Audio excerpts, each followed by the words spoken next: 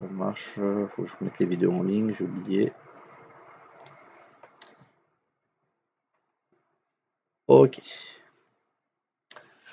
Donc du coup là, normalement vous avez des serveurs avec l'AD non configuré, le DHCP et le DNS.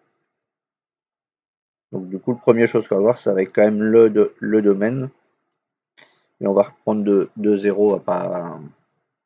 J'aurais pu vous donner déjà un premier domaine et le reprendre, mais là je voulais reprendre de zéro directement comme ça.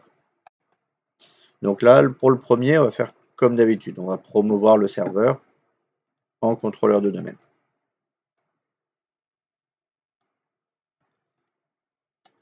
Donc là, on va créer une nouvelle forêt classique. Et là, par exemple, je vais faire ressources.rf. Un truc assez classique. Là, on va rester classique au début.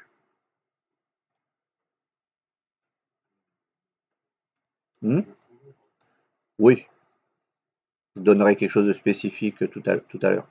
Mais vous mettez un domaine. Mais après, du coup, faut pas oublier que ce domaine-là, vous aurez un morceau supplémentaire après, qui va s'ajouter avant, pour le sous-domaine.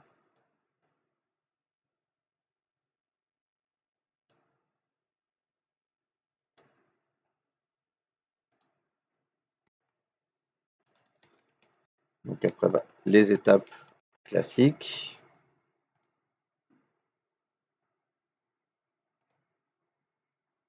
Là, pour l'instant, pas de délégation DNS, puisque le DNS est sur celui-ci.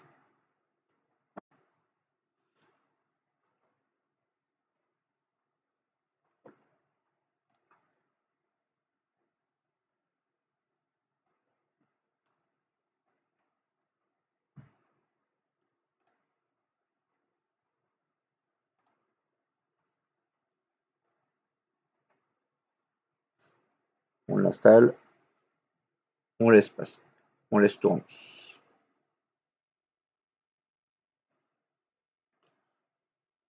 Donc du coup, normalement, si vous avez fait les choses correctement, vous n'avez pas de soucis. Il n'est pas censé vous mettre d'erreur.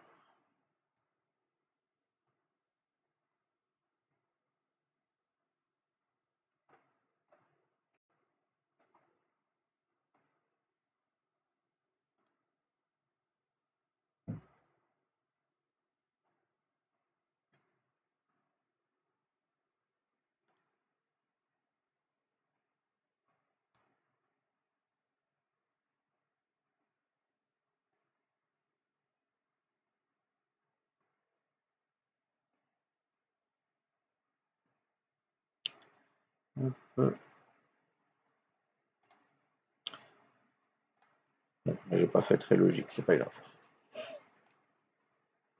Je mets le contrôle domaine principal sur le serveur 2. Bon, c'est pas un souci. Donc bon, là on va le laisser redémarrer normalement. Donc, pendant ce temps-là, je vais expliquer un peu le principe du DNS, de la redondance, en gros, comment ça se passe, le temps qu'il passe contrôleur de domaine.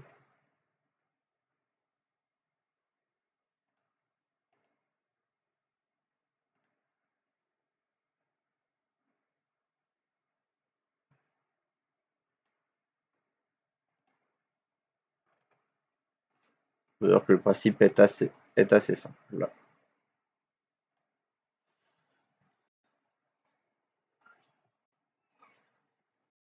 Donc ici, pour le principe du DNS, on va avoir un premier serveur DNS. Le DNS 1 qui aura la zone du coup ressources.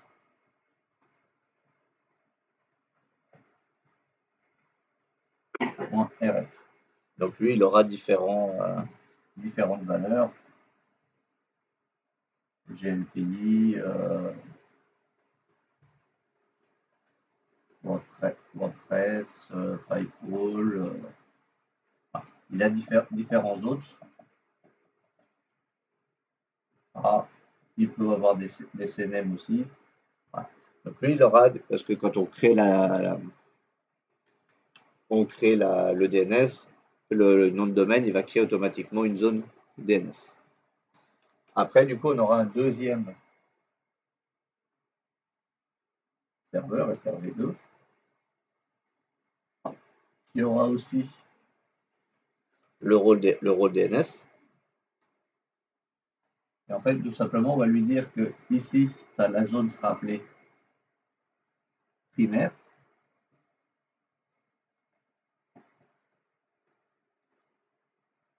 Et ici, on va créer une machine.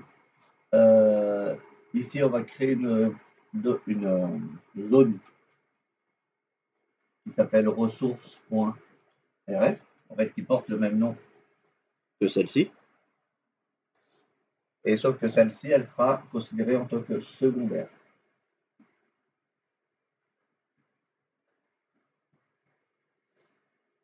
Et tout simplement, le principe, c'est de dire que cette zone-là, il va transférer les informations de la primaire vers la secondaire sur le deuxième serveur.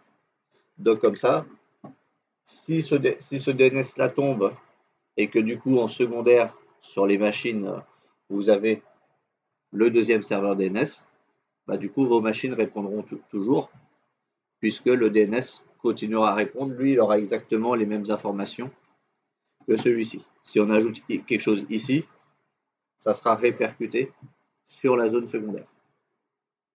C'est tout simplement ça. Et le terme à retenir, c'est transfert de zone. Et après, vous pouvez avoir plusieurs DNS ou plusieurs zones primaires que vous pouvez renvoyer sur un autre. Le tout, c'est bien de mettre les autres en secondaire. Et ce qu'on fera aussi, c'est que du coup, bah, lui, il aura son DNS avec du coup celui qu'on va ajouter à la forêt et on l'enverra également de l'autre côté, comme ça, on croise les informations. Donc peu importe lequel tombe, les machines auront bien accès à toujours toutes les informations du DNS, puisque les deux serveurs DNS connaissent les informations de toutes les autres zones DNS. Donc c'est tout simplement ça le principe, et vous allez voir que c'est pas compliqué du tout à mettre en place. C'est ça. Il reçoit les informations du primaire. Mais par contre, elle se met en route si jamais le DNS tombera du premier. Ça sera supprimé. Alors, ah, oui, j'ai 0. Virtual machine. Non, ça c'est du PowerShell, c'est pas la même chose. Bon, on va virer ça pour l'instant, j'en ai pas besoin. J'ai gardé juste mes deux serveurs. Éventuellement serveur Linux si j'ai besoin. Voilà, on va y avoir assez de place maintenant.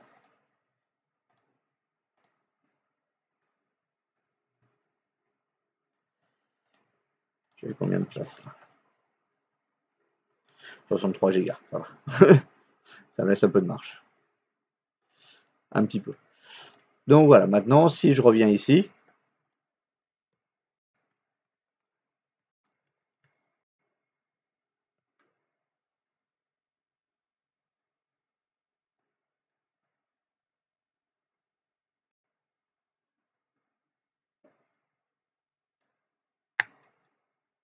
et du coup mon serveur, on va vérifier normalement, on l'a vu au début,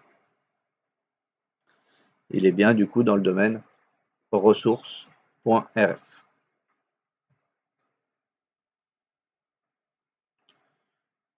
Voilà, j'attends qu'il finisse de charger.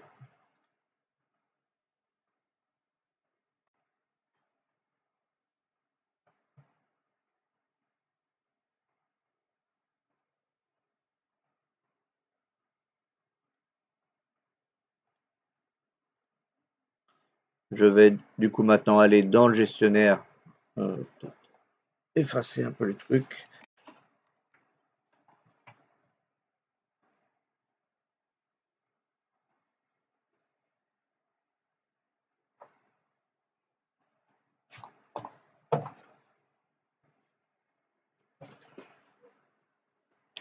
Donc on va dans le gestionnaire de DNS comme on fait d'habitude.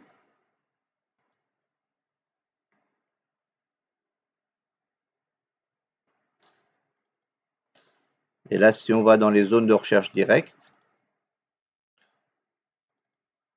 on voit qu'il y a bien le ressource.rf qui est déjà créé et qui du coup, lui, comme il a été créé automatiquement par le domaine, elle est forcément primaire.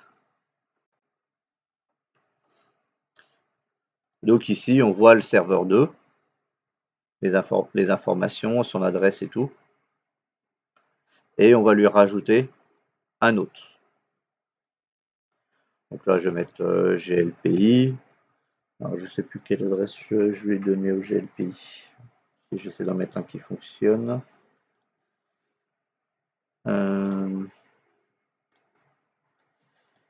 GLPI, il est sur 150.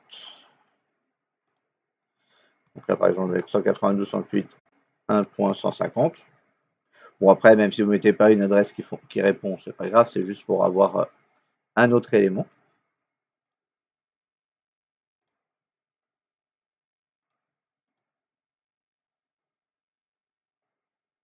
Donc là, on a rajouté un élément, on a notre zone du coup primaire.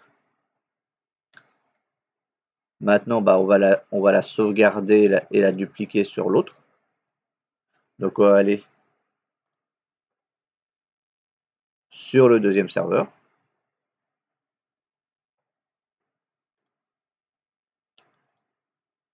On va aller sur le gestionnaire de DNS.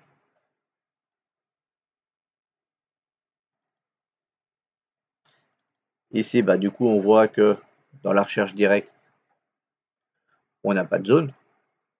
Parce que là, pour l'instant, on ne l'a pas passé de toute façon dans le domaine, donc il n'a pas de zone primaire. Après, sachant que vous pouvez faire un serveur DNS sans forcément obliger de faire en sorte que votre serveur soit contrôleur du domaine et soit dans un domaine. Là, si je veux créer une nouvelle zone pour répondre à toto.rf, je peux librement créer une zone DNS qui répondra aux demandes en toto.rf. Il n'y a pas de, c'est pas une obligation d'être AD pour faire des zones.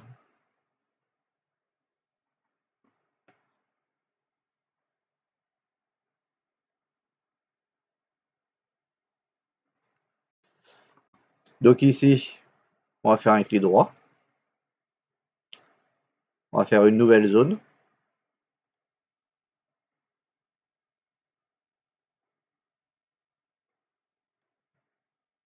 Et c'est ici qu'il faut bien ne pas se tromper et bien la mettre en zone secondaire. D'ailleurs, il vous le dit, hein, directement, ça crée une copie de la zone qui existe sur un autre serveur. Oui. Pour l'instant, non, le deuxième, on ne l'a pas encore mis dans un domaine. On va le rajouter en fait à la forêt qu'on a créée tout à l'heure. Donc ça, on va le faire après. Bon, après, effectivement, on pourrait le passer dans le domaine, mais de toute façon, à un moment ou à un autre, il faudra quand même créer la zone secondaire et faire la liaison. Donc je la fais maintenant, mais après, effectivement, on n'est pas, il n'y a pas d'ordre. On peut passer les deux en domaine et sous-domaine, et ensuite faire le transfert de zone. Les transferts de zone dans un sens et dans l'autre. Donc vous prenez bien secondaire du coup.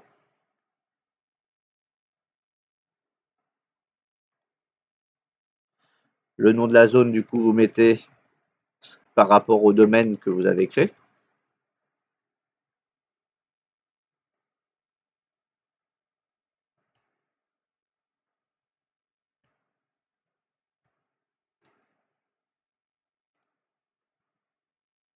Et ici tout simplement vous allez taper l'adresse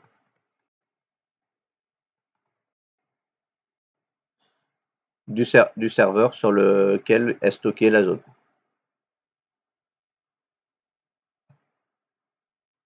s'il y a plusieurs serveurs qui ont une zone primaire pour le même, vous pouvez mettre plusieurs serveurs qui vont renvoyer les copies sur celui-ci. C'est pas limité à 1. Là, bon, on va le faire qu'avec 1, mais le tout, c'est que ça soit le même nom de zone. Ensuite, on fait suivant.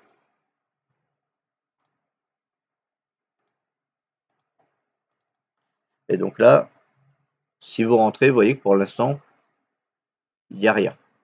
Il vous met une erreur. Ce qui est normal.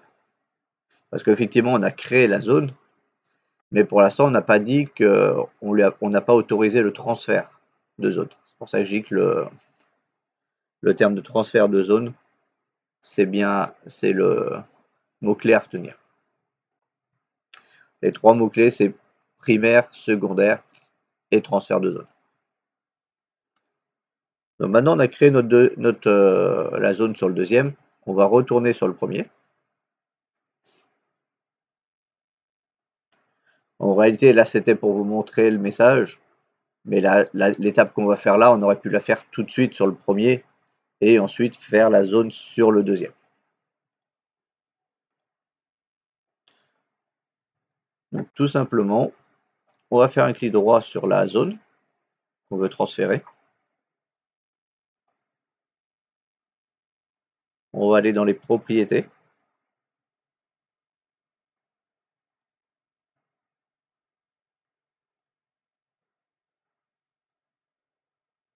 Et ici, ce qui va nous intéresser, on a tout simplement un onglet qui s'appelle transfert de zone.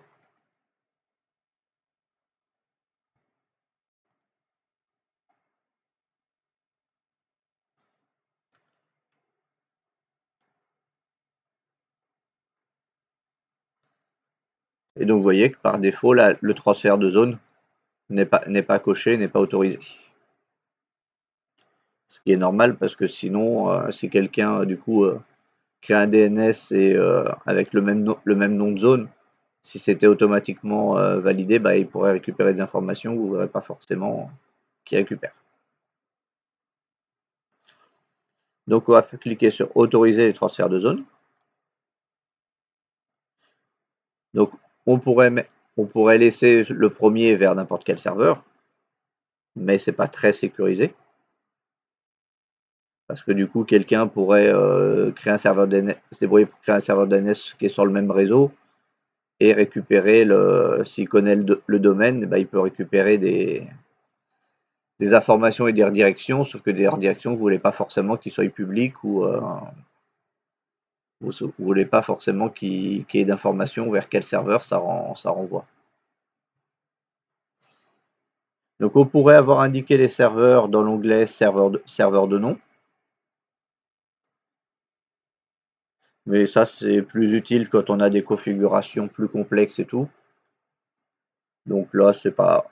On pourrait le faire, hein, ça changerait pas grand-chose à la pratique. Mais là, on va faire directement la troisième option, uniquement vers les serveurs suivants.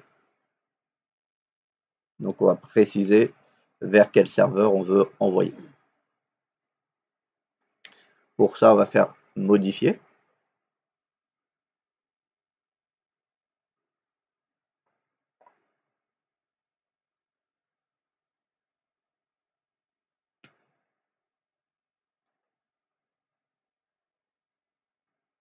Là où il y a adresse IP, on ajoute l'adresse IP ou le nom du serveur où on veut envoyer. Donc là, moi j'envoie du coup vers le serveur 1 puisque j'ai créé mon domaine sur le serveur 2.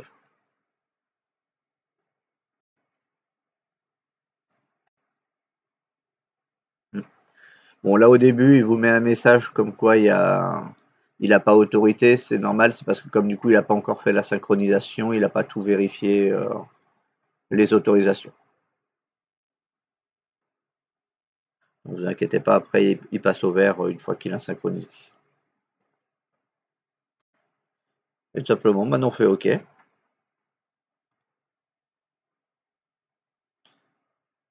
Et on applique.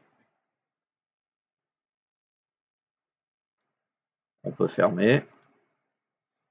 Et là, on va revoir, du coup, je sais plus si la première est instantanée ou pas.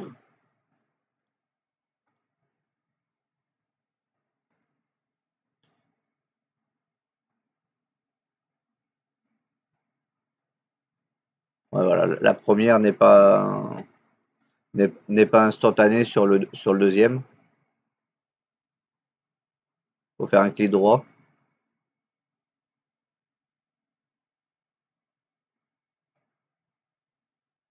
Transfert de la copie de zone. L'autre, j'ai peur qu'il transfère directement. Mais normalement, c'est la copie.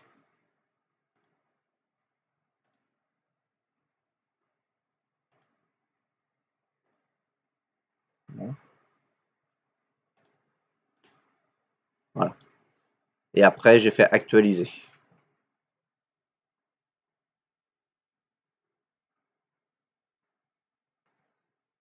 Et donc, du coup, bah, on voit que maintenant, on a bien les différents éléments qu'on avait sur le premier serveur. On les retrouve sur le second. Et on peut même compléter la vérification en rajoutant un alias on va rajouter un CNAME pour changer. Le CNAME qui sont des alias pour appeler un site par un autre nom. Par exemple, si je fais GLPI TSSR, je vais lui dire que ça va renvoyer à glpi.ressources.rf. Par contre, il ne faut pas oublier le point parce que là, ici, on parle du FQDN. Là, je suis sur le principal. Donc là, c'est pour montrer que je rajoute quelque chose de principal et ça va transférer sur le deuxième.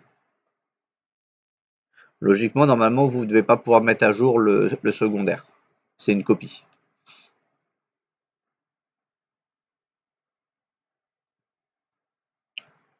Donc là, oui, j'ai mis un CNAME pour changer, pour remontrer comment ça, à quoi ça correspond.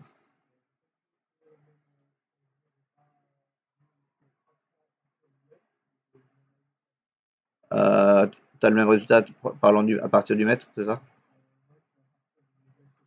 Ouais, bon, je sais pas exactement la différence là. Du coup, entre les deux, j'ai eu un petit peu peur sur le premier qui transfère vraiment la zone complète et qu'il la déplace en fait. Mmh. Donc c'est pour ça que j'ai préféré faire l'autre d'abord, pour être sûr. Donc là, ici, j'ai rajouté mon CNAME. Maintenant, si je retourne sur l'autre et que j'actualise, bah, il n'a pas encore récupéré.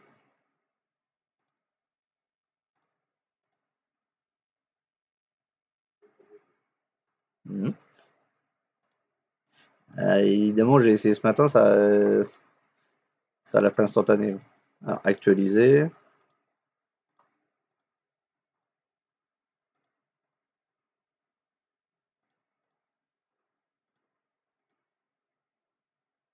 Voilà. Là, maintenant, j'ai bien mon GLPI TSSR qui renvoie sur glpi.ressources.rf. Donc, il a bien mis à jour. Bon, il y a eu un petit délai, mais normalement, c'est quasiment instantané. Donc, ça fait que si maintenant, dans le DHCP, par exemple, j'indique le serveur 1 en premier et le serveur 2 en secondaire pour le DNS, si l'un ou l'autre tombe, enfin si le serveur 1 on va dire tombe, qui est le serveur principal, bah du coup les machines pourront toujours répondre puisque ça va les renvoyer sur le deuxième, sur le DNS secondaire et le DNS secondaire connaîtra la zone ressources.rf et connaîtra l'intégralité du contenu de la zone ressources.rf.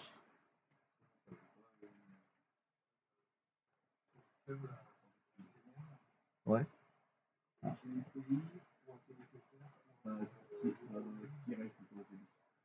que si tu mets le point, il va reprendre comme un sous-domaine à nouveau.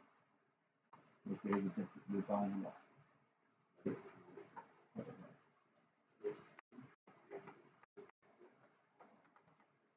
Ah non, là, ici, tu mets le domaine, le site basique sur lequel ça tombe. En fait, le premier site que tu avais écrit. Le premier pôle que tu as écrit. Voilà. Donc, c'est GLPI, point, pour domaine. Et tu mets GLPI, point, parce qu'en fait, tu renvoies vers le site. En fait, tu mets un nom, et en fait, le nom va t'envoyer vers un autre site.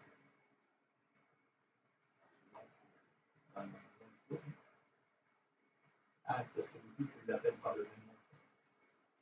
Ça c'est le cas pour select comme réflexe.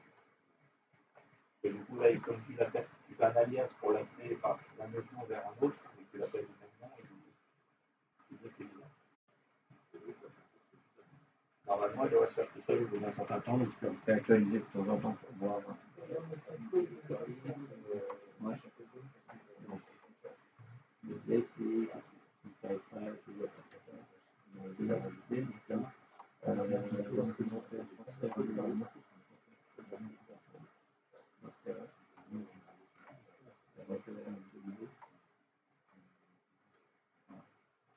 Donc si jamais vous voyez que ça ne fait pas automatiquement, vous faites un clic droit, charger à nouveau. Mais il y a une synchronisation, mais je ne sais plus à combien de temps elle est.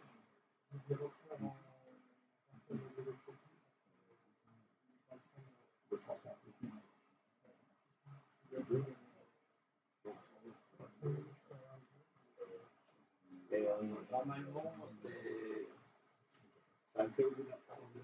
Je ne sais plus si c'est pas du global.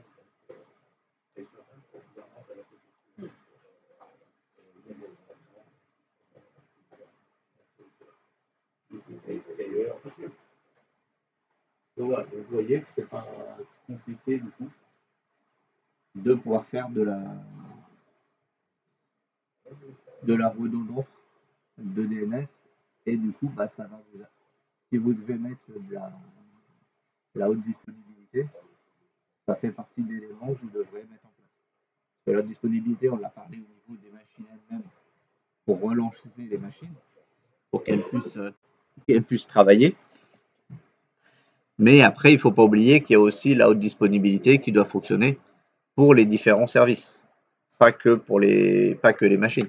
Parce que si, par exemple, si vous transférez les machines, qu'elles redémarrent, mais qu'il y a un endroit où c'était qui gérait le DNS qui, lui, pour une raison ou pour une autre, ne redémarre pas, il faut bien, du coup, aussi avoir de la redondance sur le DNS. Et du coup, bah, c'est là, avec les zones secondaires et en autorisant les transferts de zones, que l'on peut le faire. Donc voilà, ça c'était pour la première partie avec le transfert de zone à partir d'une zone qui a été créée par le domaine directement. Donc maintenant on va aller sur notre serveur, le deuxième serveur. Par contre ici on va devoir le modifier un tout petit peu. Parce que là du coup on va le raccorder à une forêt existante. Après non, logiquement non, puisqu'on a fait le transfert de DNS, logiquement on ne devrait pas avoir besoin de remodifier le DNS. Parce que si par exemple on avait fait le transfert, le deuxième serveur avant de faire le transfert de DNS, il aurait fallu pointer son DNS vers le serveur DNS existant. Parce que comme quand on veut enrôler une machine, il va falloir qu'il reconnaisse la forêt qui est déjà existante. Donc il a besoin des informations du premier serveur. Donc là, je vais vérifier parce que je crois que je n'ai pas fait ça justement. Donc du coup, au niveau des propriétés du serveur, ici, je vais viser son DNS à lui parce que lui, il va connaître aussi les informations de l'autre serveur, du serveur contrôleur de domaine.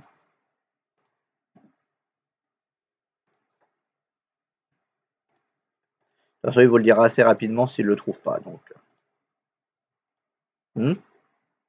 je disais qu'il faut que ça, il faut bien que le DNS du serveur, deuxième serveur qu'on va rajouter, connaisse les informations du premier serveur, du serveur contrôleur.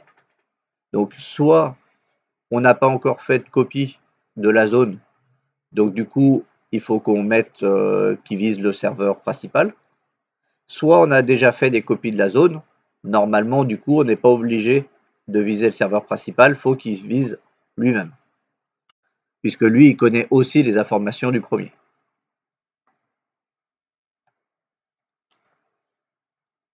Donc maintenant, normalement l'adresse d'un des deux serveurs, puisque si tu as fait la copie, les deux devraient répondre avec les bonnes informations. Là, vous pouvez mettre les deux comme ça, un en primaire, en secondaire aussi. Mais en réalité, normalement, un seul suffit puisqu'il connaît les informations. Donc ensuite, on passe en la promotion.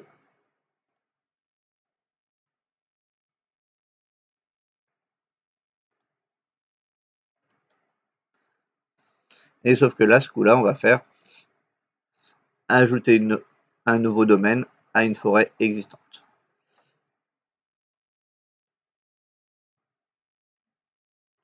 J'ai un petit trou sur les deux. Domaine enfant. Excellent enfant, le premier. Bon, on va faire domaine enfance, j'ai un petit doute sur le deuxième. Sauf si vous voulez tester le deuxième pour voir la différence éventuellement. Parce que là, il y a domaine enfant, donc c'est vraiment l'enfant du premier. Et domaine de l'arborescence, j'ai un doute sur ce que c'est. Donc là, on va partir sur domaine enfant, mais si vous voulez tester arborescence, on va bien voir ce que ça donne en différence éventuellement.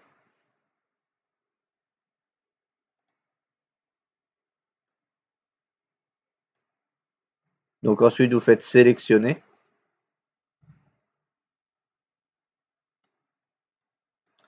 Non, d'abord, il faut mettre le domaine parent. Donc moi, en l'occurrence, c'est ressources.rf.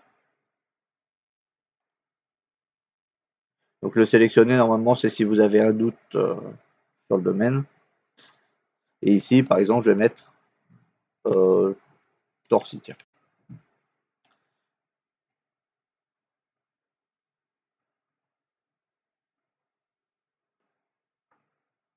Donc là, en gros, vous mettez le domaine parent et le nom du sous-domaine que vous créez. Ensuite, vous avez besoin de faire modifier parce que vous avez besoin d'une identification au niveau du serveur principal, celui sur lequel vous allez vous relier.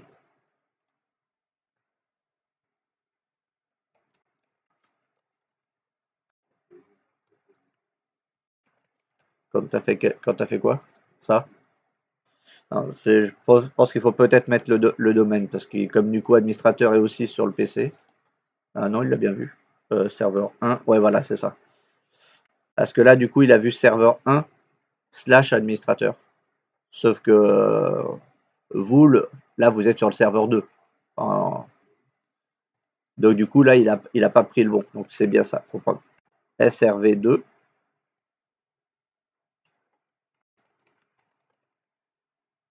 Enfin, faut prendre l'autre domaine.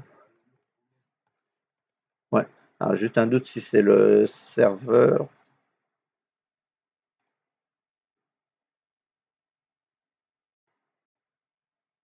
Donc c'est l'indication à pas voulu. Donc c'est parce que c'est ressources administrateur.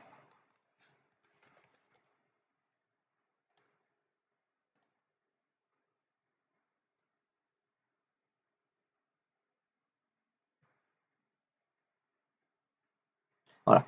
Donc c'est pas serveur, c'est le nom du domaine sur lequel vous voulez vous rejoindre.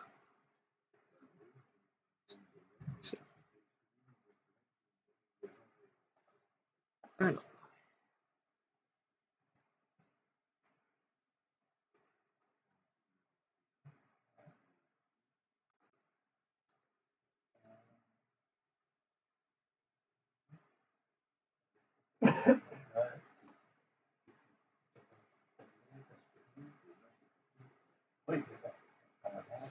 sauf que là, normalement, c'est le domaine.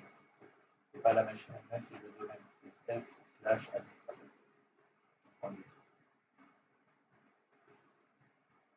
Quand il vous demande l'utilisateur, vous mettez le ou avec la robot qui va marcher.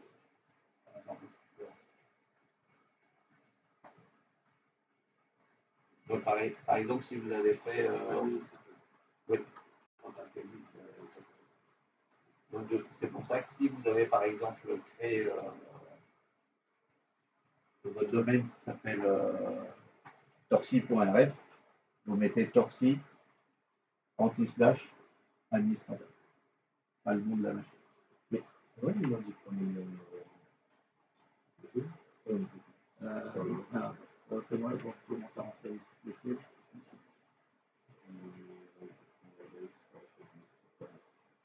Non, du coup, c'est tu mets si tu fais avec l'anti-slash, tu fais une Michael, tu mets pas le point ref, anti-slash, administrateur.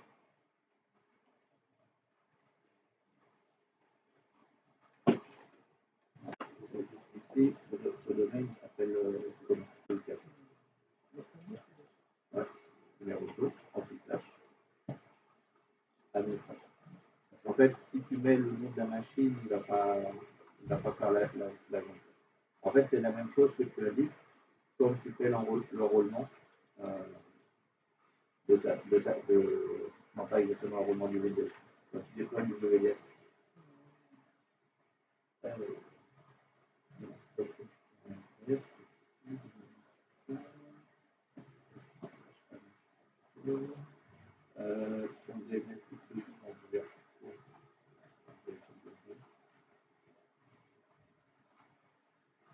Non, le DNS, non, pas tu l'as mis en sketch.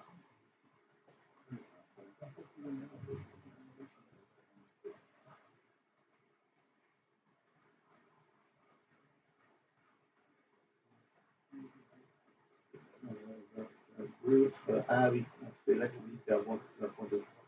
20.2, c'est le DNS de VM1. D'accord. Donc lui, il ne connaît pas ton domaine. Il ne connaît pas le domaine ressources. C'est là, tu mets en DNS, tu mets l'adresse IP du premier serveur. Mais théoriquement, tu peux mettre l'adresse IP de ton propre serveur à toi, de 136, puisque comme tu as fait la copie de la DNS, il connaît toutes les informations. Et si tu veux être sûr, en auxiliaire, tu mets le. C'est comme quand tu enrôles une machine dans Windows, il faut que tu modifies des fois son DNS pour qu'il use le serveur léger. C'est la même chose. Parce qu'en fait, parce que sinon celui de DNS, il ne connaît pas le domaine que tu viens de faire. Il connaît le domaine que les autres DNS externes, comme le Google et tout, connaissent. Et comme là, c'est pour ça qu'on dit toujours, quand on fait des tests et tout, il faut éviter de mettre un domaine qui va se retrouver sur Internet aussi. Sauf dans le cas où il doit le faire pour une société et que cette société-là possède un nom de domaine. Du coup, dans ce cas-là, bah, tu as les autorisations de faire des transferts avec Internet et tout. Et dans ce cas-là, tu peux créer un DNS qui a un nom de domaine qui a le même nom que sur Internet. Oui.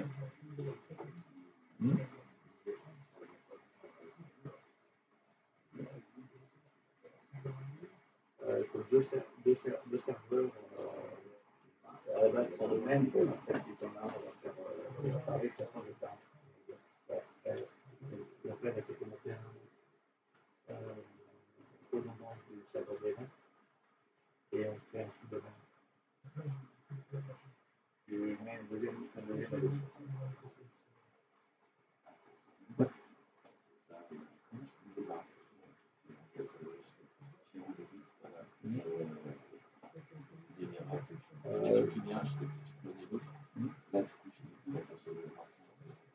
Alors, c'est quelle mention?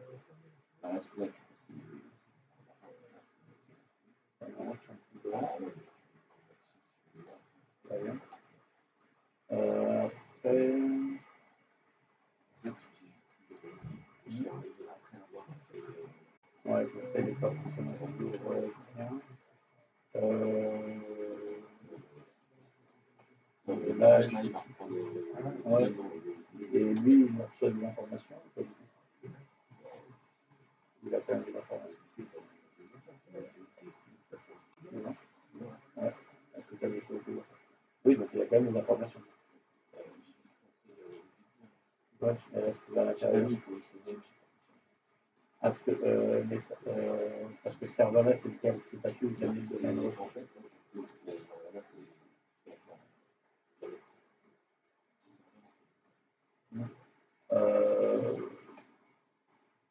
que ce soit lui le premier qui soit le domaine, c'est ça? Alors, je pense qu'il le domaine. Ouais, d'accord. En fait, là, celui-là, est-ce que tu en as un qui est passé dans un domaine? Ah, d'accord.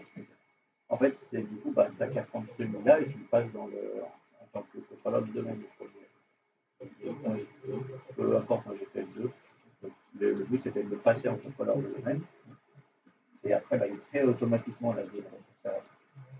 Quand il passe en domaine, il crée la zone de ressources. Donc là, oui, mais une fois qu'il l'a passé en tant que domaine. Donc passe-le en tant que.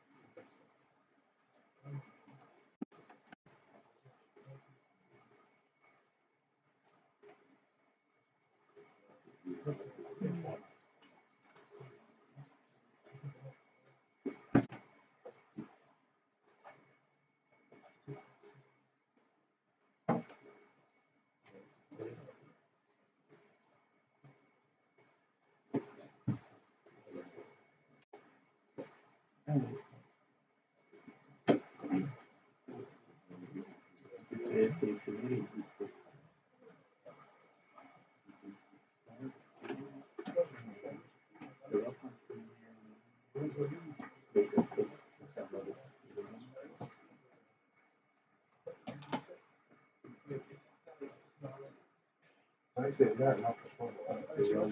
Sur la claire, il n'y a pas lieu.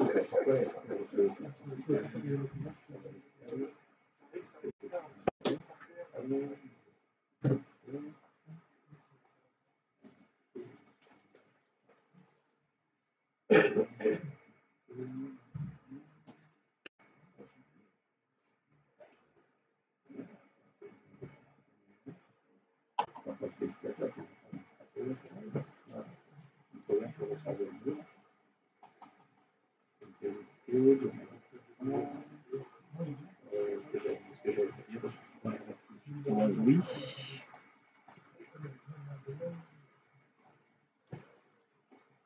Oui, j'ai bien mis ressources.9.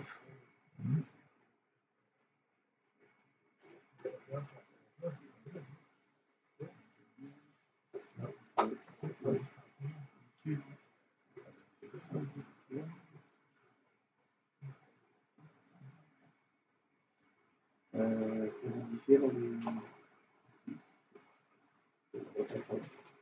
OSS, sinon administrateur ressources.net.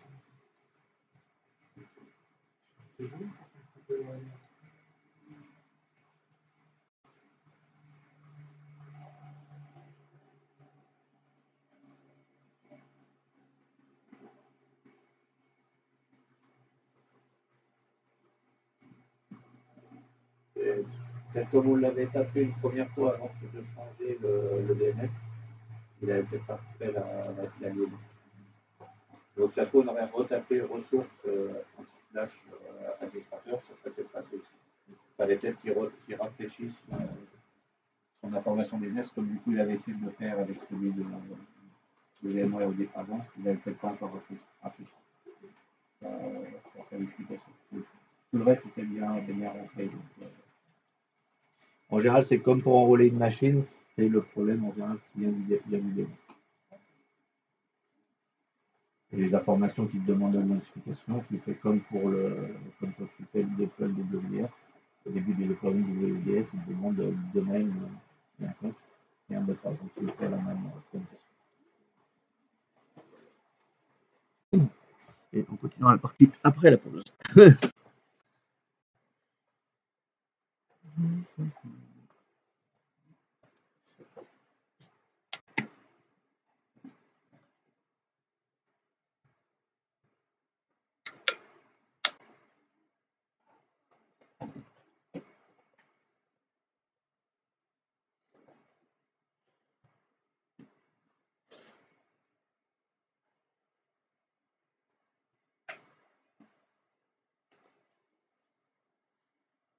Okay.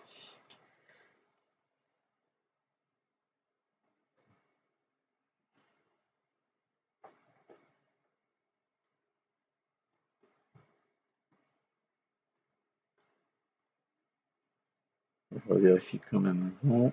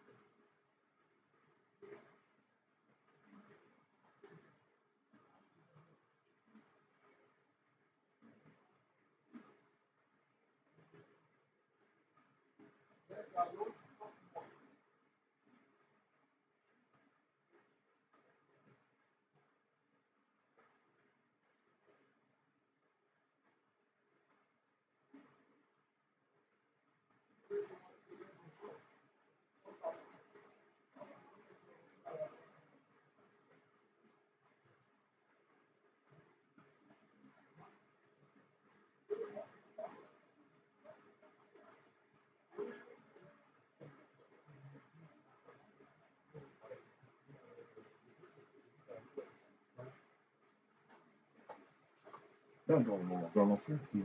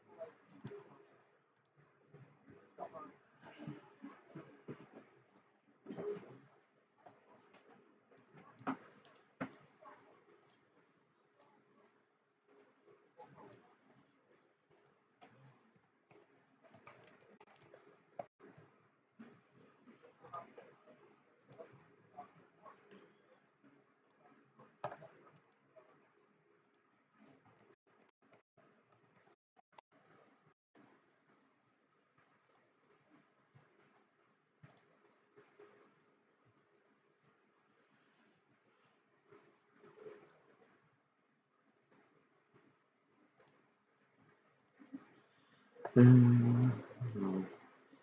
mais autant de temps.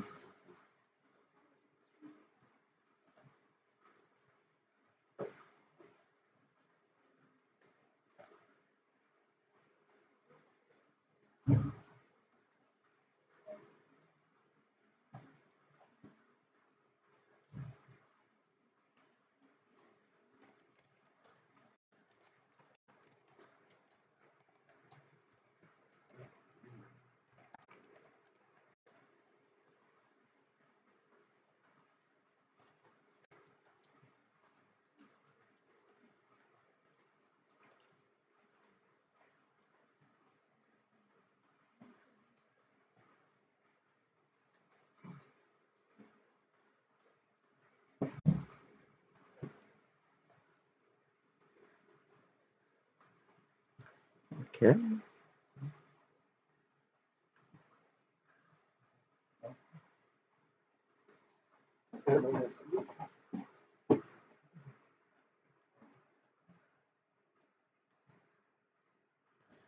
Voilà.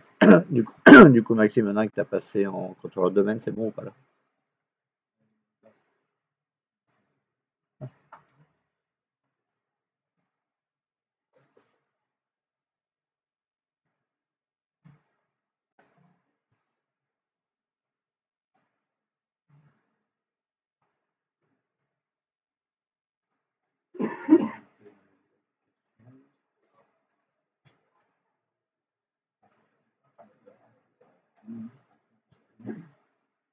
ce qui est bien, c'est que il y a un truc qui n'était pas encore passé en domaine, donc normalement, c'était pas encore.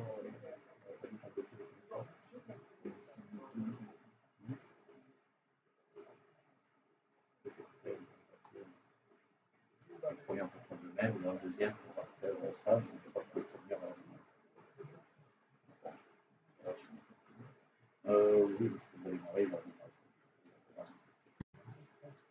démarrer. Et du coup, sur le deuxième, bah, tu peux déjà régler le serveur DNS, qui compte sur ce serveur-là.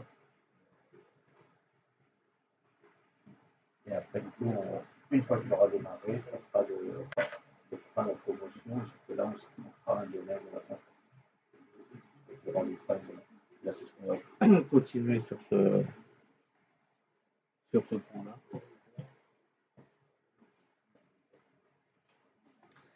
Mais on est en train de voir un truc qui c'est le temps, parce que là, ça fait un moment qu'il tourne.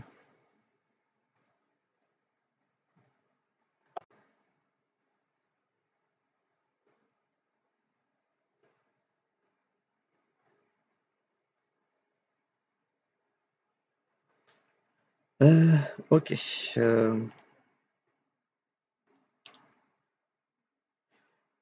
Alors du coup, mon serveur 1, là il a fini ou il n'a pas fini? Il y a un problème, je pense. Bon, de toute façon, je vais le resetter à mon snapshot. Et on va reprendre du coup l'explication. Voir si ça se passe mieux que pour le mien.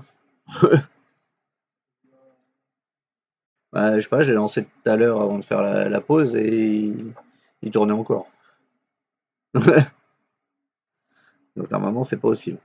Donc voilà, normalement si vous avez bien rentré les bonnes informations, au niveau de l'identification que vous avez mis domaine / administrateur ou administrateur @ votre domaine, vous devriez pouvoir passer à la fenêtre suivante sans erreur.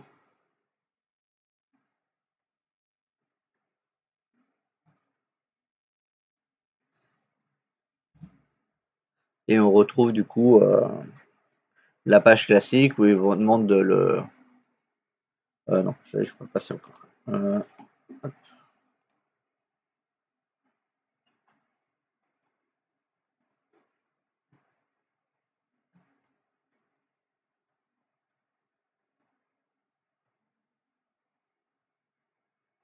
Alors ensuite, là, vous retrouvez la page où il vous demande le niveau fonctionnel du domaine. Donc là, on ne va pas y toucher. Serveur catalogue global, on va le laisser aussi. Après, nom du site, de toute façon, il n'y a rien à changer. Donc là, vous mettez le mot de passe classique.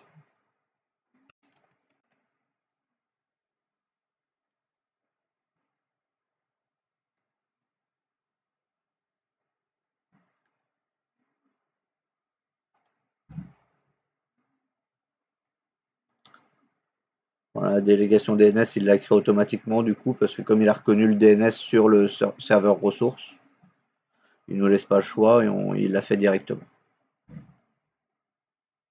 Donc on fait suivant.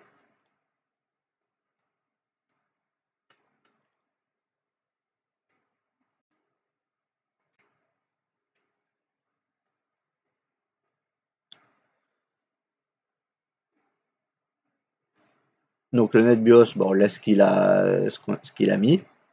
Du moment qu'il n'est pas en conflit avec le nom NetBIOS de l'autre, c'est bon. Mais normalement, il n'y avait pas de raison. Les fichiers de base de données et tout, on n'y touche pas, on les laisse où elles sont.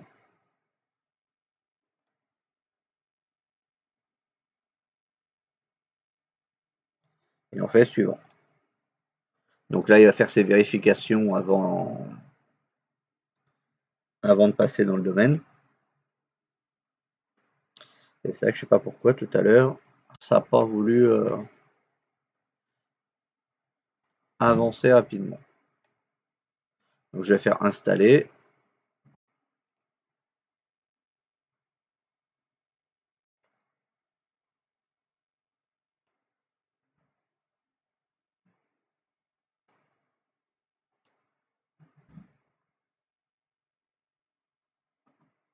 Et là en haut, vous avez état d'avancement. Vous voyez ce qu'il est un peu en train de faire. Donc là, on va voir si il réagit bien, parce que moi tout à l'heure, il était resté bloqué sur un truc. Donc on va voir si là, il en veut.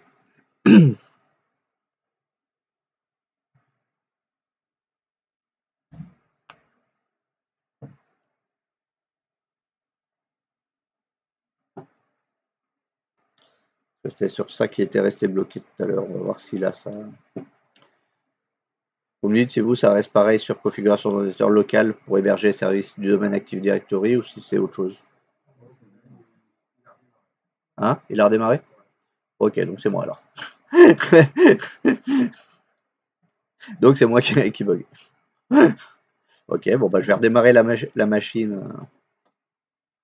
Je vais peut-être faire un reboot de la machine avant, du coup de réessayer.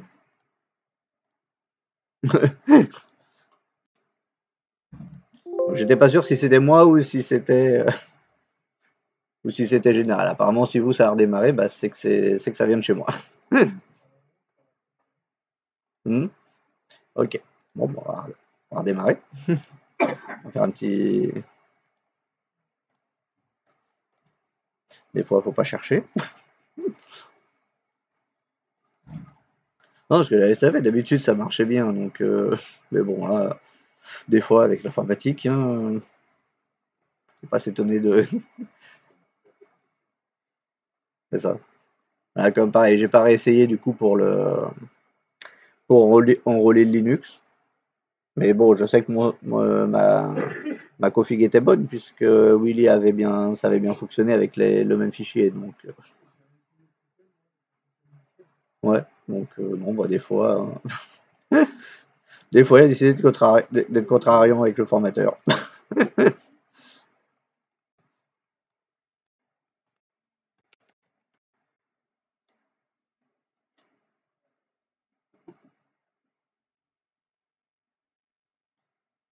Il me dit arrête de faire plusieurs choses à la fois. Laisse-moi tranquille. Donc, on essaye.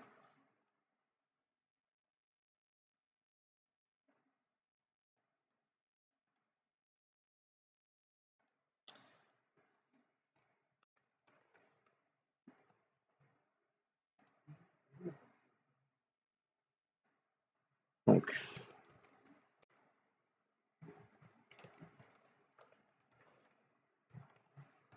c'est comme ça pour moi.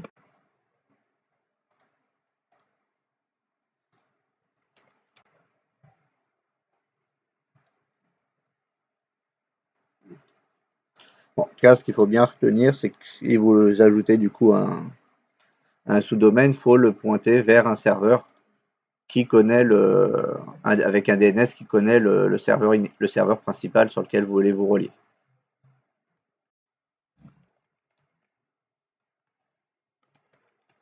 Parce que là, du coup, comme vous le mettez en statique, puisque c'est un serveur, vous êtes obligé de le modifier à la main. Vous ne pouvez pas vous baser sur du DHCP. À moins de faire une réservation DHCP.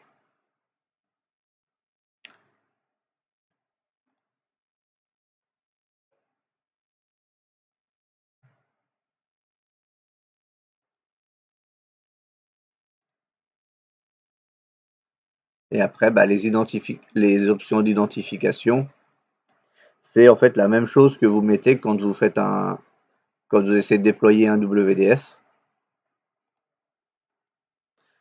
où du coup il vous demande le nom du domaine anti-slash un compte administrateur et son mot de passe.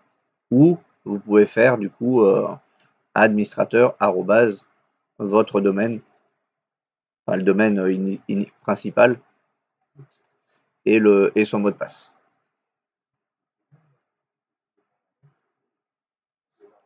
Ah oui, bah c'est plus long que pour le domaine principal, non, c'est ça? Ouais, je sais pas moi, pour l'instant, il veut toujours pas. Et du coup, là, pour ceux qui l'avaient fait le clone, vous l'avez essayé avec le clone ou sans le. Hein? T'as fait deux installs du coup. Hein? Pareil? D'accord. Non, c'était pour savoir, par curiosité, si ça. Hein? Ouais, tu l'avais cloné ou tu l'as fait? Ouais, et c'est passé sans pas de problème? Ok. Bon. Sur l'écran bleu, là, c'est ça? Ouais. Bon, on va le laisser, moi, pour l'instant, il est toujours pas parti. Donc, ah, j'arrive. Ce que je vais faire. Hmm, eh, réponds. Là, il répond même plus. Alors, ce que je vais faire, snapshot. Carrément partir complètement en arrière.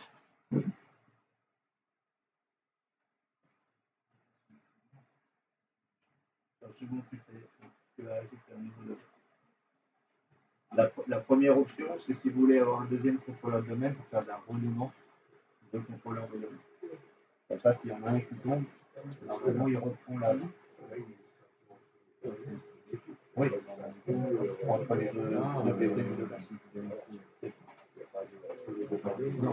Non, d'accord. Parce que c'est deux domaines, deux alliés différents.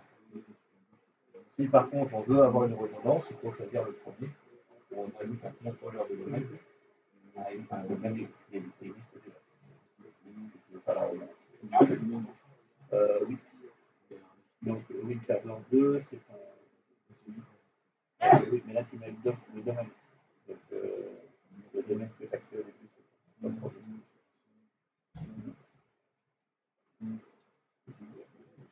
Ouais. Et ici, c'est le nouveau. Donc, tu mets pas le point RF. Parce qu'en fait, ça va s'additionner aux ressources.rf que tu as déjà. Voilà, je vais mettre ici maintenant.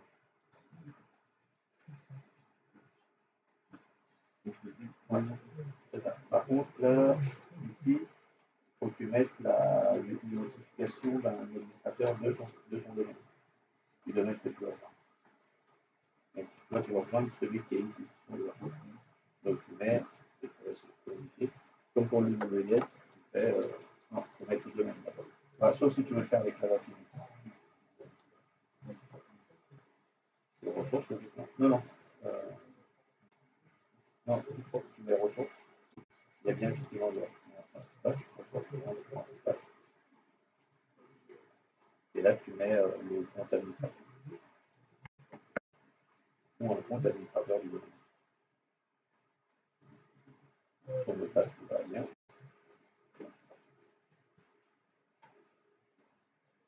Et là, on peut passer.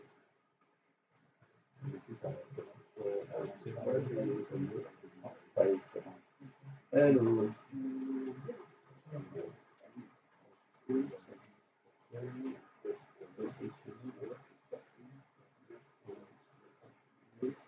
Ton DNS vise quoi?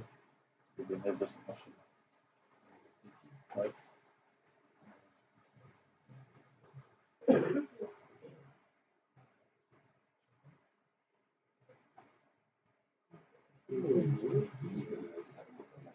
Ouais, oui, mais tu as fait la.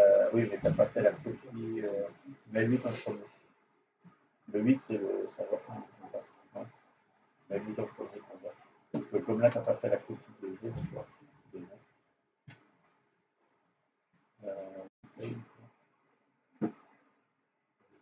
suivant. Modifier. Là, tu retapes.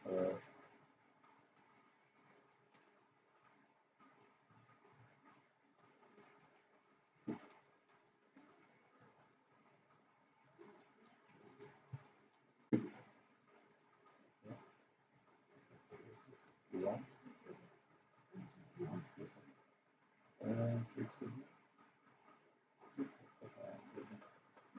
Famille. Avec les règlements de ressources. Sélectionner.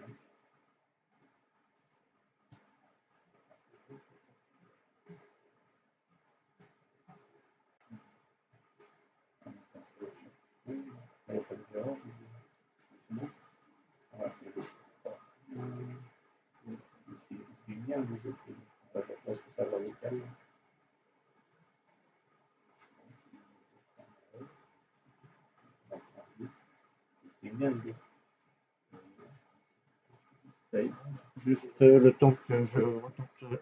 Parce que là, je suis revenu carrément au snapshot de base. Ouais.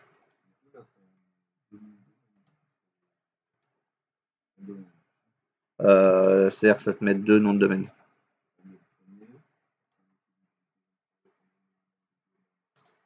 Alors, attends. À quel endroit ça te met ça?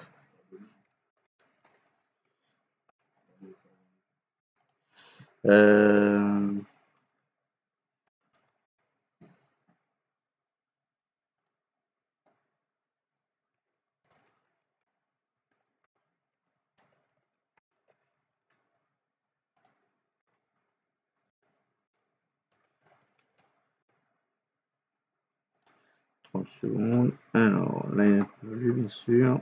Oui, parce que du coup, j'ai pas modifié mon DNS, donc forcément, il veut pas.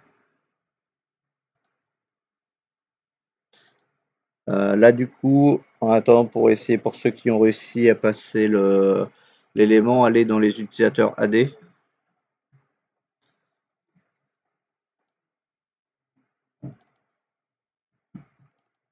20.11.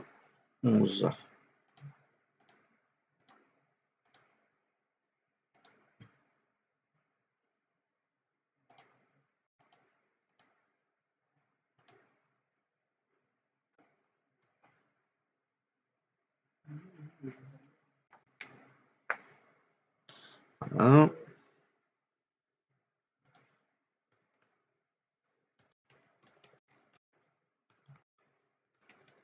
Donc là, normalement, en haut de votre, vous avez votre nom de domaine qui doit apparaître, torsi.ressources.rf ou ce que vous avez mis normalement.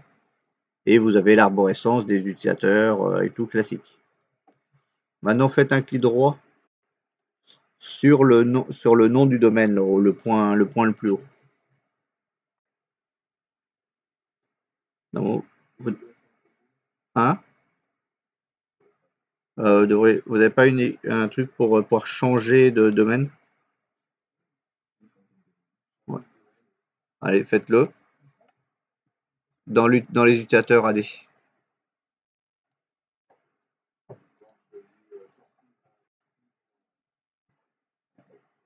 Ouais, donc là en fait du coup vous pouvez switcher directement, mais même pas sans avoir besoin de retourner sur l'autre, vous pouvez switcher pour gérer les utilisateurs des deux domaines directement. Hein? Attends. On va bien essayer d'arriver à passer ça serait plus simple pour montrer l'explication.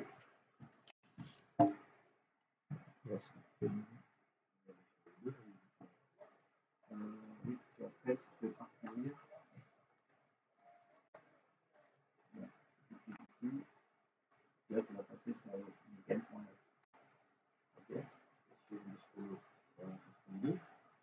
Oui, en fait, là, c'est que tu peux gérer du coup les deux domaines et sous-domaines, parce que tu es administrateur, donc lui, il a les droits suffisants. Tu peux le gérer à partir de la même serveur. Tu n'es pas obligé de tourner sur l'autre serveur pour gérer les utilisateurs des domaines. Après, ça dépend les autorisations logées. Parce que ici, vous êtes sur l'administrateur, donc lui, il arrive à avoir les droits et il a fait la jonction entre les deux. Remets-toi sur VPN.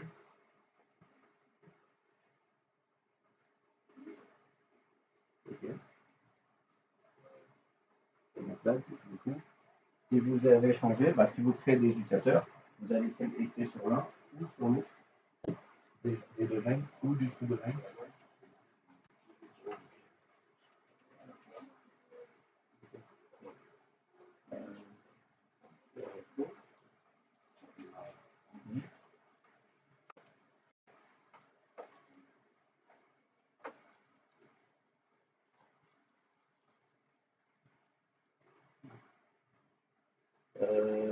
Ici, il faudra changer.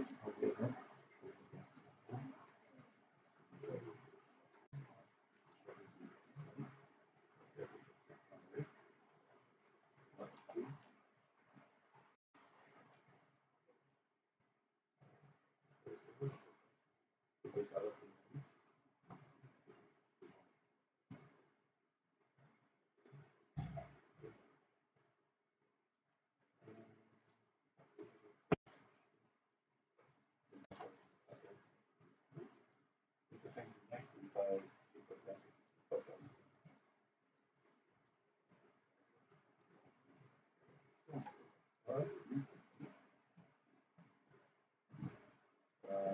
alors, c'est parce que tu as bien il y en a d'autres qui ont le problème du serveur qui n'est pas trouvé ou parce qu'il n'est pas opérationnel.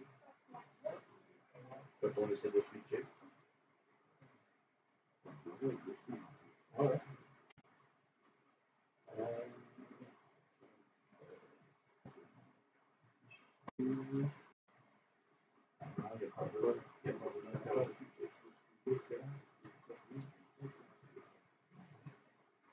le sens. C'est pareil. Ouais. À partir du deuxième sol. Ouais.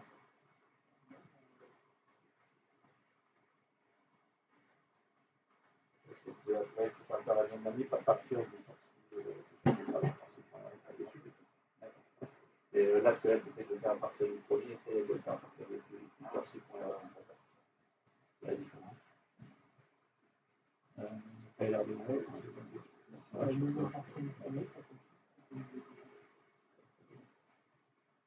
En DNS, je l'ai mis sur le. Ouais. Mais là, de toute façon, c'est le bleu qui s'est dépassé. C'est de rajouter le deuxième domaine. Le serveur 2, il vise vers. Il est bien là. Tu avais bien vérifié, ce qui est bien.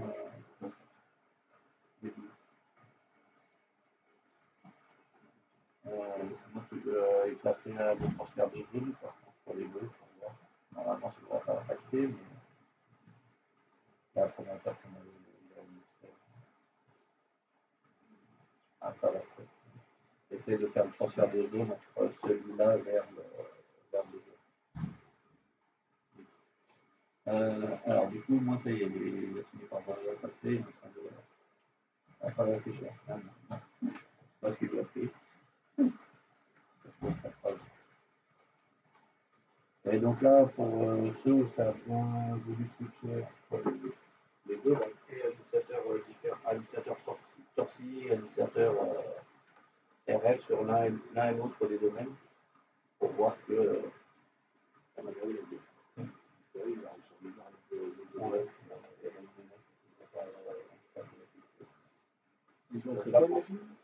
Là, vous créez un utilisateur différent sur l'un et sur l'autre des domaines pour montrer que là, vous pouvez du coup bien aussi gérer. Ouais. Attention, tu peux dans l'un ou dans l'autre. C'est juste pour montrer qu'effectivement, vous pouvez bien aussi, avec l'administrateur et ceux qui ont les droits suffisants, gérer les domaines et sous-domaines. Après, il y a des délégations qu'on peut donner à certaines personnes temporairement pour qu'elles puissent utiliser ces changements. Moi, comme ça, vous n'avez même pas besoin de.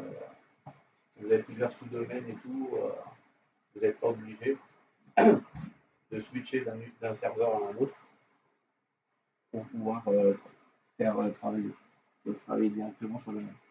Oui.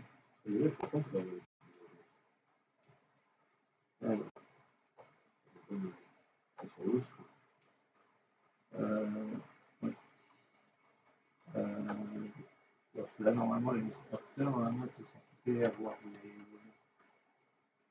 les droits de device.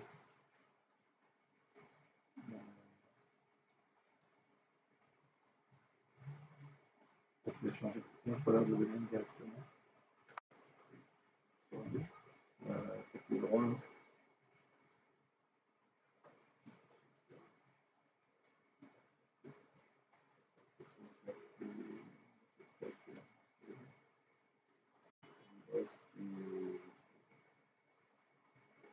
C'est celui qui est actuellement. Non, c'est pas lui. Non, c'est. Ouais. Alors, du coup,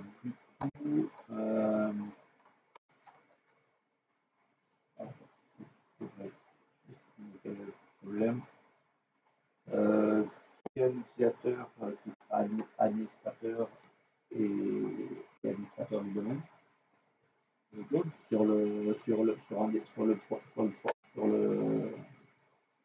Sur celui où vous ne pouvez pas écrire à la base. Ici, là, c'est sur le portier, c'est ça. Là, tu peux écrire. Donc, on est en fait sur le serveur principal, sur le site pour regarder ça. Et vous allez créer un utilisateur qui anime le domaine. Et vous allez le mettre dans un groupe universel. Oui. Pour venir vérifier si normalement c'est ça. Ça devrait être ça normalement qui peut bloquer.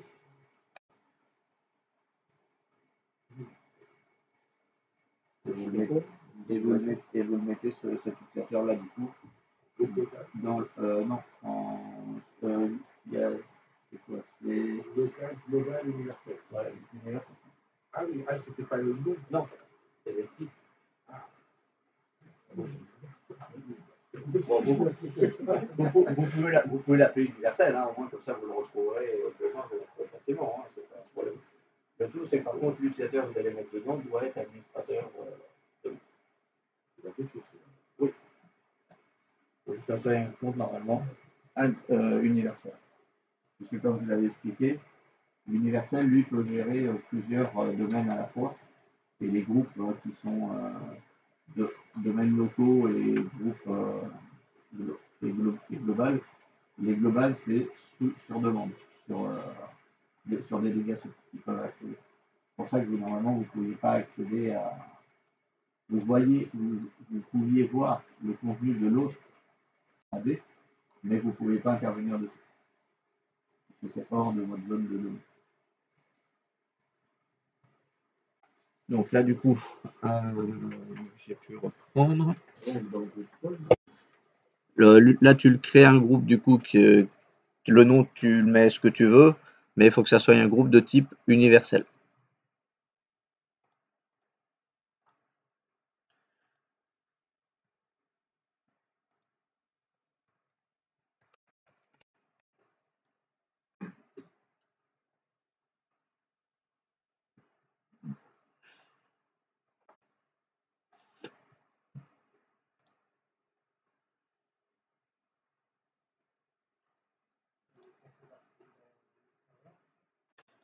Après, vous vous connectez avec cet utilisateur directement.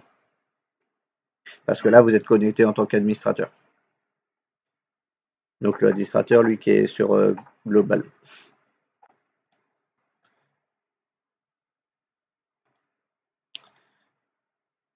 Donc là, je suis sur Torsi, j'ai bien accès. Je change de domaine. Je passe sur le ressources. Je vois les éléments, mais je ne peux pas interagir.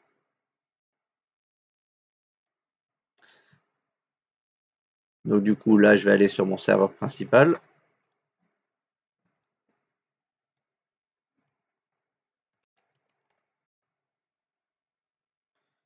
Je vais aller dans les utilisateurs.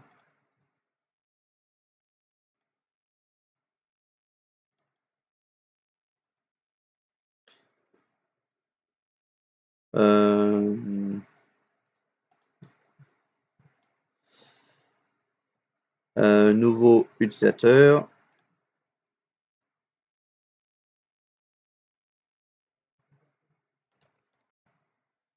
Comme ça, tu pourras te connecter avec.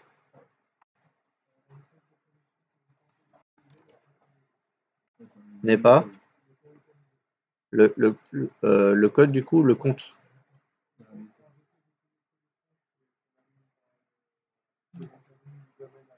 Ouais.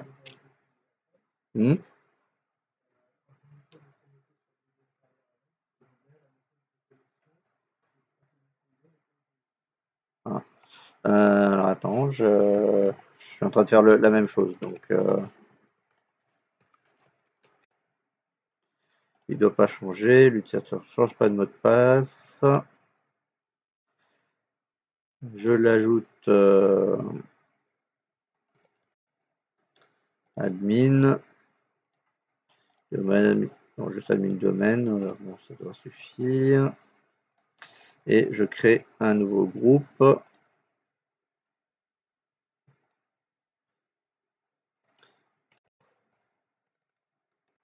Gestion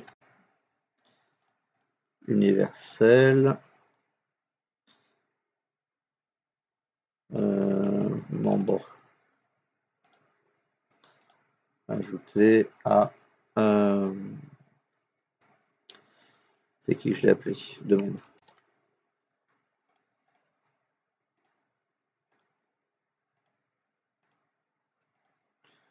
Donc ok. Et donc là, si j'essaie de me déconnecter,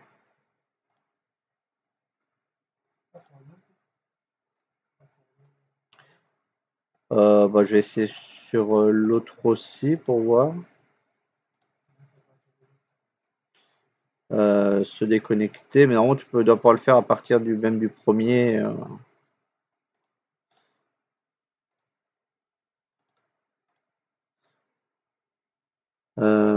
Donc domaine. Je crois qu'il y a un problème de synchronisation au début. Parce que là, il va pas le.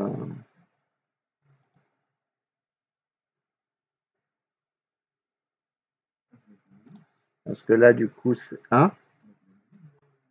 Dans l'identification. Non, normalement. Mais logiquement, non, c'est ça. On se connecte à partir du premier où on l'a créé. Là, logiquement, il va le reconnaître. Il faut revérifier. Normalement, il devrait avoir le droit, ce coup-là, de modifier.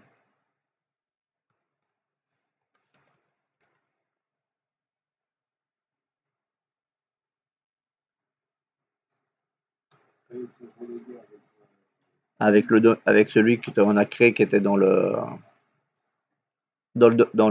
groupe universel. Hein. Ouais, avec l'utilisateur du groupe universel. Ouais, mais fais-le à partir du domaine sur lequel tu l'as créé, cet utilisateur.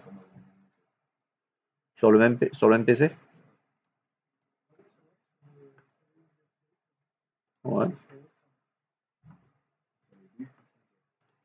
Alors du coup, là, j'ai bien l'accès et tout.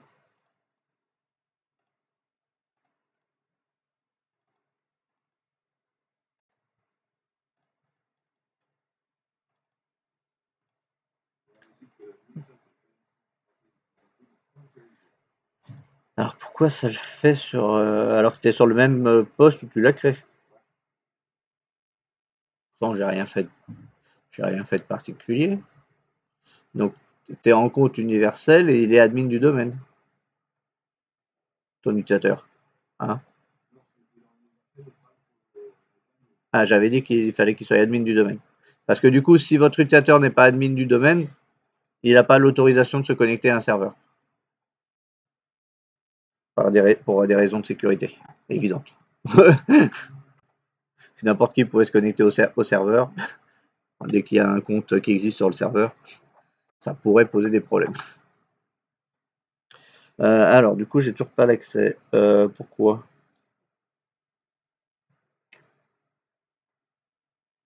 Mettre des opérations.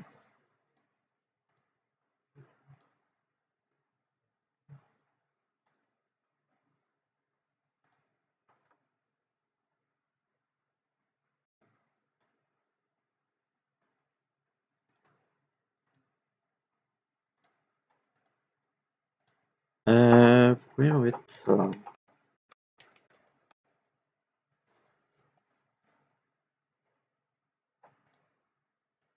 Ah, je sais plus où je suis là. Je suis sur qui? Administrateur, ouais, ok. Pourquoi il m'embête sur la fin?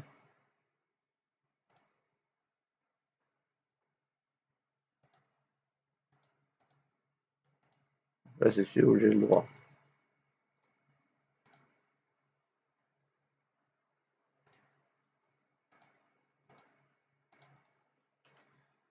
Délégation de contrôle.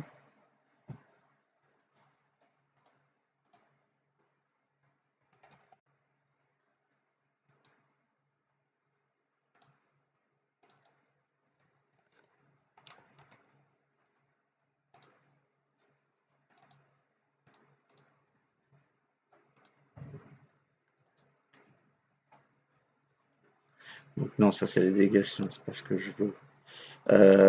Changer de domaine. Hein.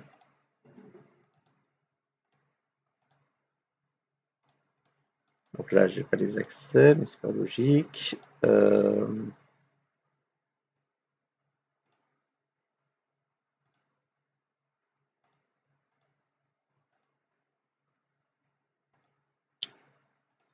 Pourquoi il reconnaît pas le truc de l'universel là? Qu'est-ce que j'ai loupé? C'est Logiquement, on est censé pouvoir du coup gérer les deux simultanément.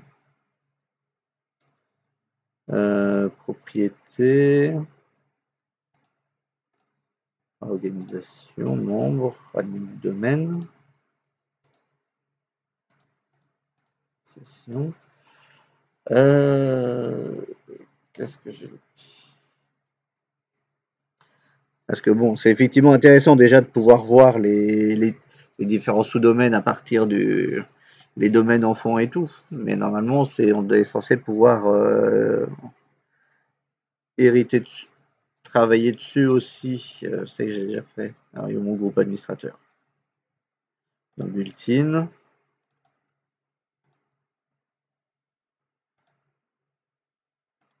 Gérer par. Maintenant, c'est pas pour une gestion. Changer de domaine. Oui, mais ça, c'est déjà fait. Bulletin, computer. Donc on voit bien les domaines, mais pourquoi j'ai pas la délégation là? Comment je les donne déjà? Délégation de contrôle. Et ça, il va pouvoir rechercher. Oui, mais non, du coup c'est la même.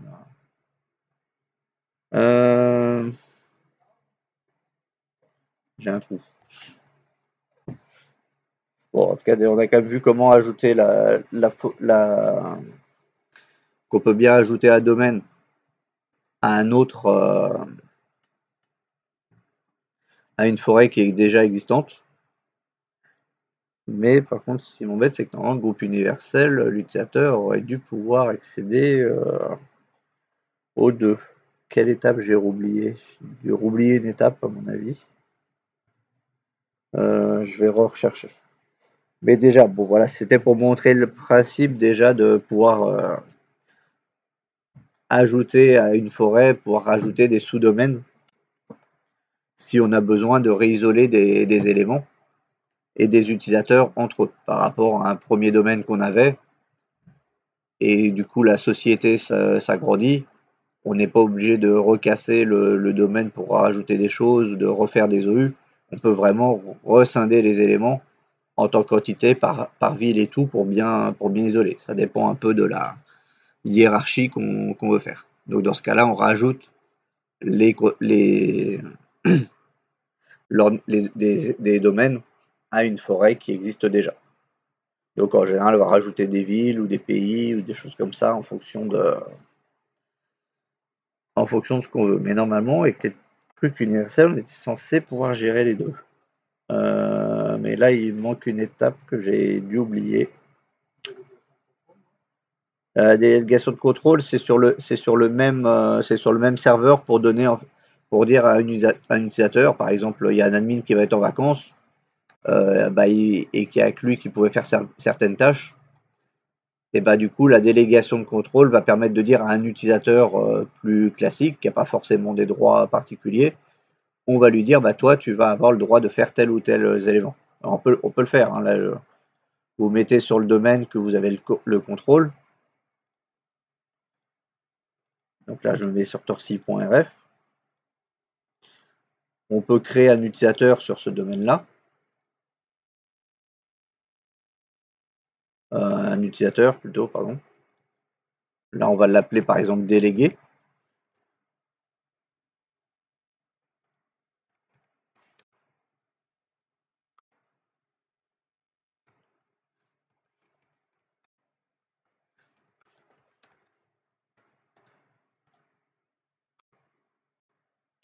Donc lui, délégué, il a droit de rien faire. Il est un utilisateur basique. Il n'est pas dans le groupe administrateur ni quoi que ce soit. Donc ce qu'on peut faire effectivement avec la délégation, si on fait un clic droit sur le domaine délégation de contrôle, on peut aller choisir un utilisateur. Donc là, je vais choisir mon délégué. Donc on peut choisir un utilisateur, un groupe, un mix de groupes et d'utilisateurs, au choix. On fait suivant. Et ici, on va lui dire qu'est-ce qu'il a le droit de faire. Donc on va lui dire que, par exemple, il peut gérer les comptes, créer, supprimer, gérer les comptes utilisateurs, réinitialiser les mots de passe, et c'est tout. Il aura droit de faire que ça.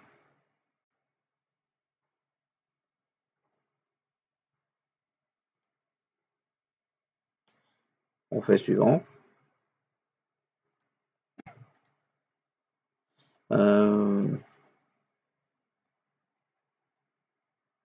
Par contre, là il a la délégation, mais est-ce que du coup il a la délégation suffisante quand même pour pouvoir se connecter? On va voir. C'est pour ça que j'ai un doute, parce que je ne l'ai pas spécifiquement utilisé non plus. Hein? Créer, supprimer des comptes et modifier les mots de passe.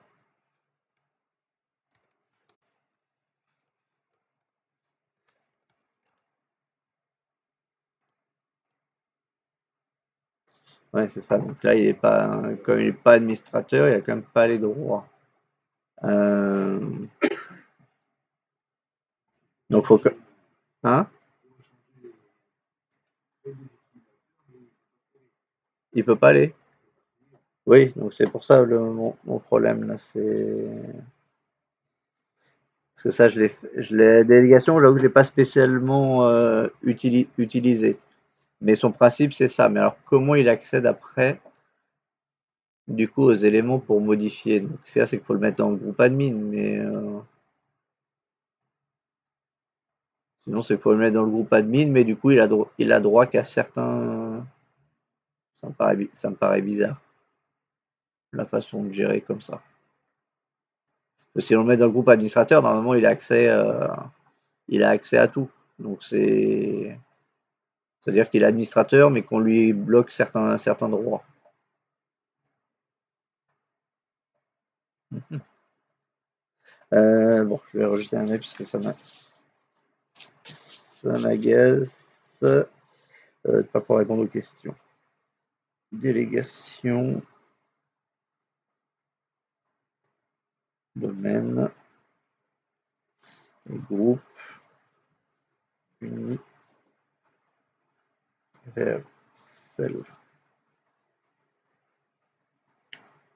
Ouais, je vais aller voir ça. Du coup, bah, je me remets sur mon admin. Pendant qu'on sera en train de faire l'exercice, j'irai revoir pourquoi ça veut pas. Je sais que je l'ai fait, mais ça remonte à quelques temps maintenant. Donc c'était juste pour compléter, une fois qu'on avait créé un domaine, pour voir qu'on pouvait aussi interagir entre les deux par moment.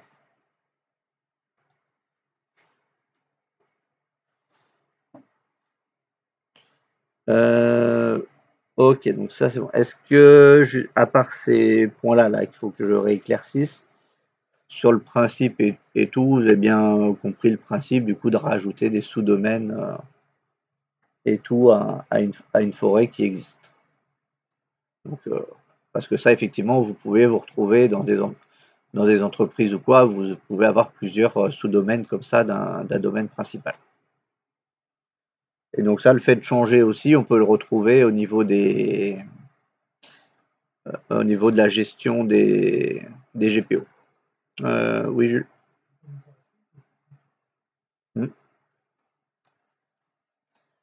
Donc là, si vous allez par exemple au niveau de la gestion des GPO, vous allez voir que vous pouvez aussi switcher de l'une à l'autre.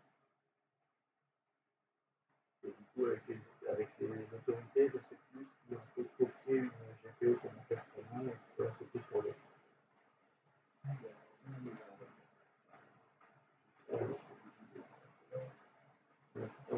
Parce que là, c'est ton domaine.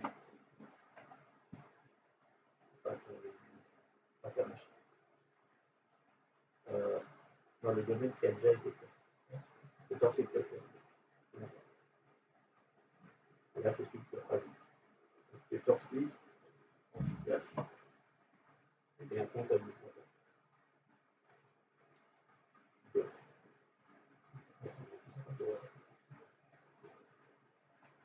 Et là, tu donnes comme ça, c'est quoi?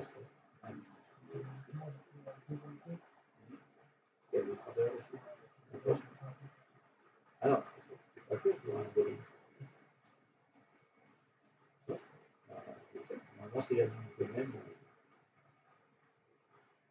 oui, parce que là, on a essayé d'ajouter maintenant, c'est ajouté le nouveau domaine.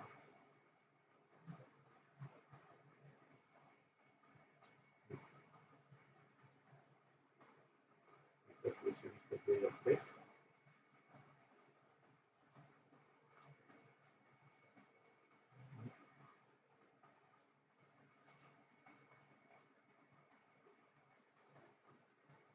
Donc, du coup, essayer de créer une GPO même sans forcément mettre des éléments à l'intérieur, parce qu'il y a beaucoup de GPO sur un domaine et voir si on peut le refaire. Non, non, il y a sinon ça va être utiliser.rf, torsi.rf pour le mélanger. On essaie de faire suivant.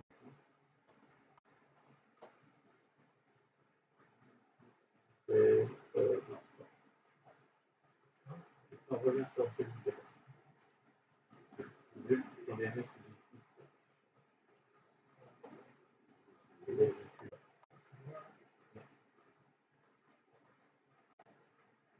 Non, voilà, le DNS est indiqué dans la machine.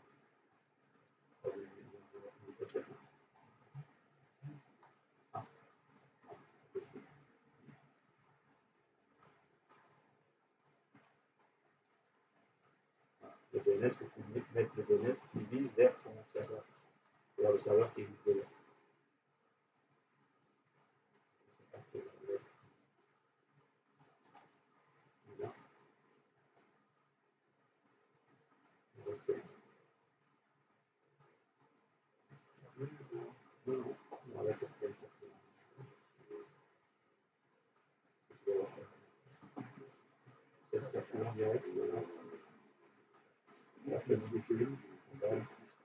Essayer de remettre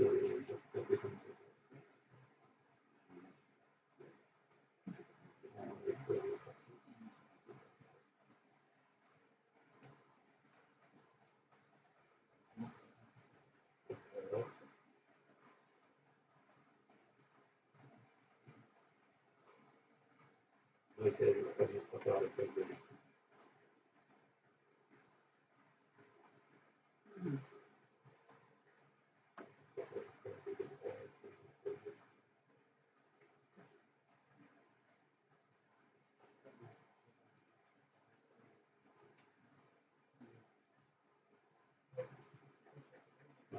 en gestion, c'est d'alimenter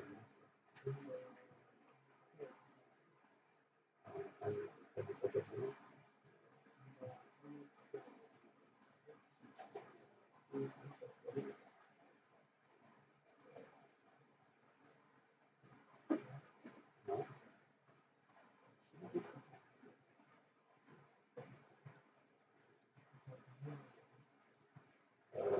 C'était pas administrateur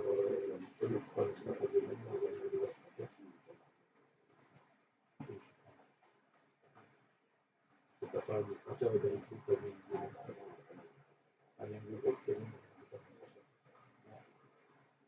ça, on fait un deuxième.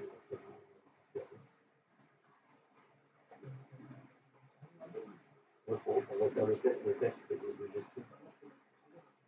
Oui.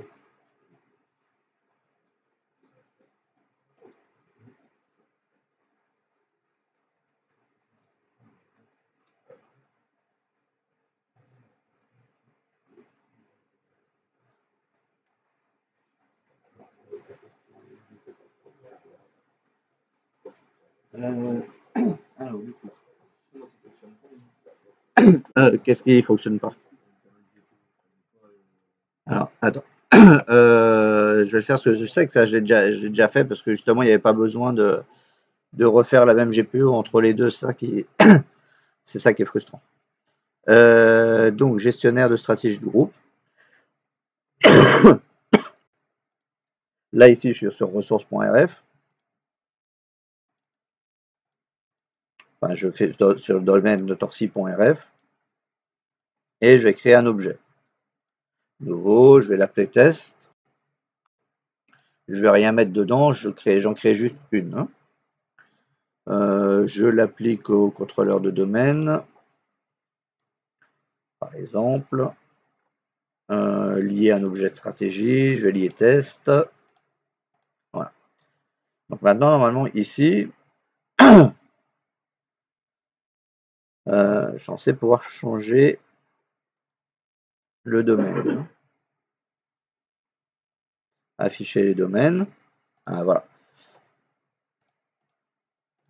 Voilà. En fait, sur domaine, vous faites un clic droit et vous faites afficher les domaines. Donc là, ça vous montre du coup vos deux domaines que vous avez.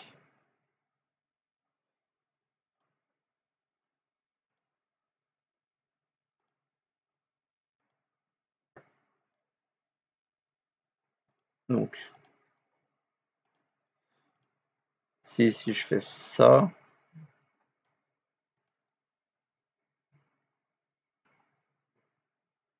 si je la fais copier,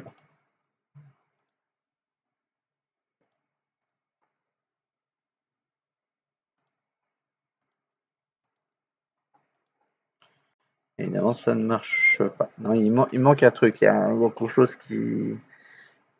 Parce que ça, je sais que j'ai déjà fait. Parce que le but, du coup, c'est qu'on ait tous les domaines pour la GPO.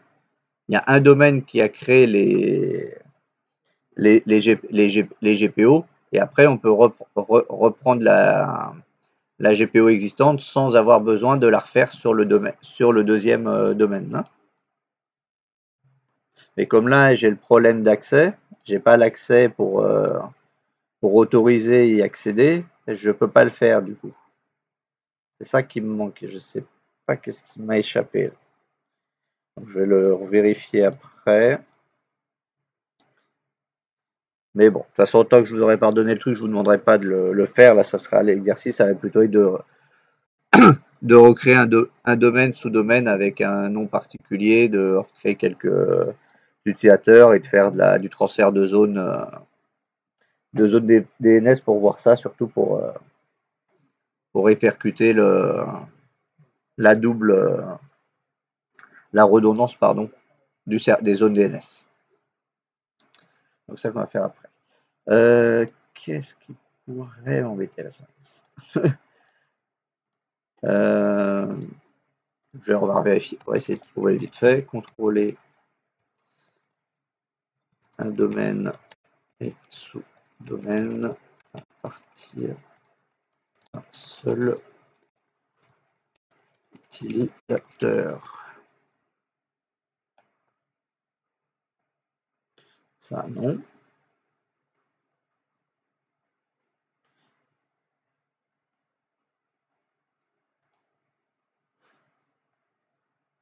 Alors, approbation pour les forêts Active Directory.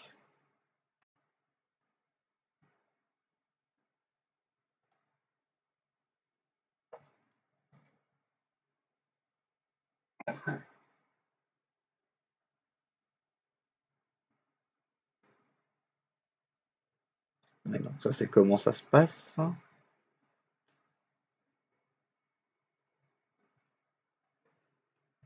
Mais ça ne me dit pas comment je le mets en place.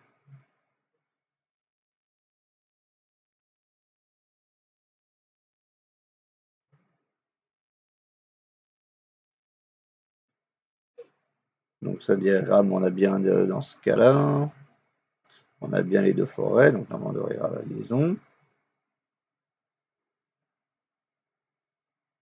Donc ça c'est comment ça se passe, les différentes étapes de la sécurité et tout, mais ça ne me dit pas comment le mettre en place.